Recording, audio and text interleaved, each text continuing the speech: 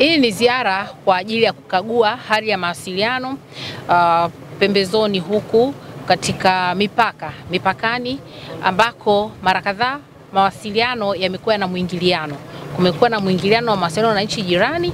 Kwa hiyo siku ya leo tuliitenga kuona kwamba tunakagua, lakini vile vile tunaagizana, tunasisitizana hakika kufikia ukomo wa mwingiliano wa mawasiliano, kwa sababu wataalamu wetu wana uwezo wa kuhakikisha kuona kwamba wanawasiliana na vyombo vinavyofanana na wao kwa nchi jirani, kuona kwamba kila mmoja sasa aweze kuweka vifaa vyake vya kitaalamu vya kuweza kumnufaisha mwananchi wake. Kwa mpaka huu wa Malawi tumekutana na tatizo la mwingiliano wa mawasiliano, tunasema false roaming, kwa maana ya kwamba una line yako, kwa mfano kama ulivyotolewa hapa wa Airtel ama wa Yas, lakini inafika wakati signals zinazotoka nchi jirani zinakuwa na nguvu zaidi kuliko signals za ndani ya nchi yetu.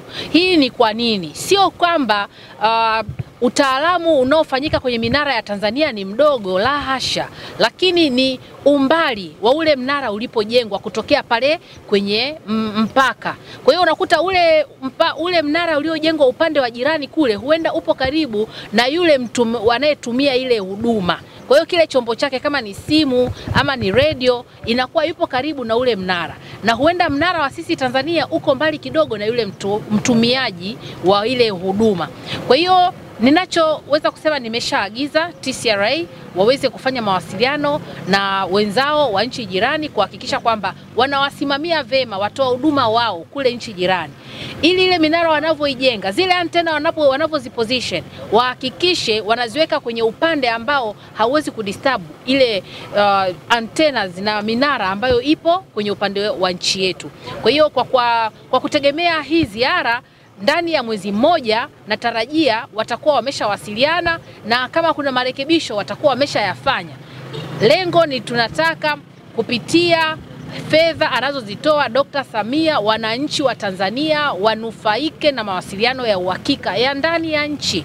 Mtu akatumia mawasiliano ya nje ya nchi pale anapokuwa nje ya nchi, ama atumie mawasiliano ya nje ya nchi kwa matakwa yake na sio kwa kulazimika.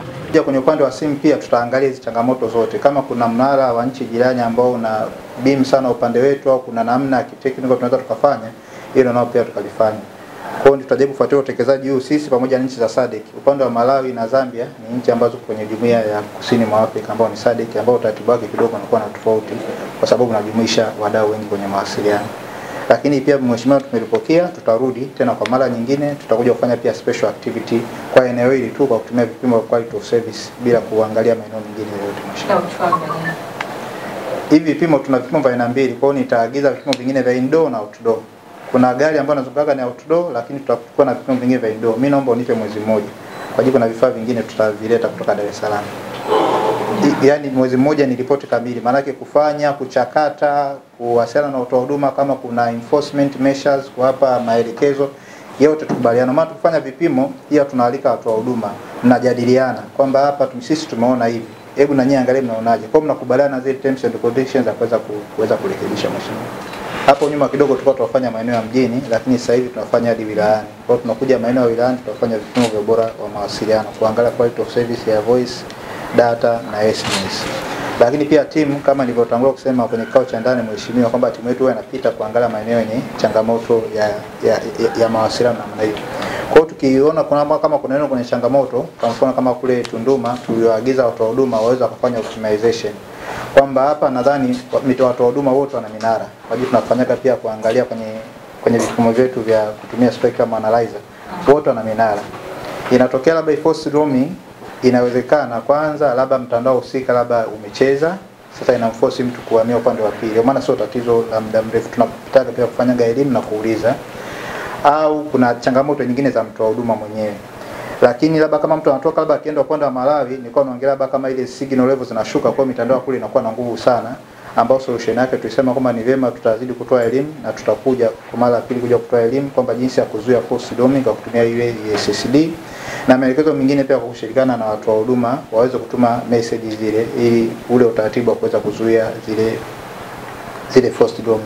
Mkuu wa chuo cha Kilimanjaro Institute of Technology and Management kilichopo Mwenge jijini Dar es Salaam na chenye ithibati na usajili wa NACTVET number REG/ANE/029 anapenda kutangazia nafasi za masomo kwa ngazi ya diploma na certificate katika kozi za IT, Business Administration, Accountancy, Procurement and Supply, Front Office na Hotel Management. Chuo kimebobea katika ufundishaji kwa njia ya vitendo na kimeweza kutoa wanafunzi wenye weledi. Wengi wameajiriwa ama kujiajiri, na kwa wale ambao wameamua kuendelea na degree wameweza kujiunga na vyuo vikuu bora hapa nchini na nje ya nchi. Pia kuna ofa ya kozi fupi za computer application, graphics and design, video production pamoja na CCTV camera. Kwa maelezo zaidi piga simu namba 0717816034 au 0766348652. KITM, elimu na ujuzi kwa maendeleo ya uchumi.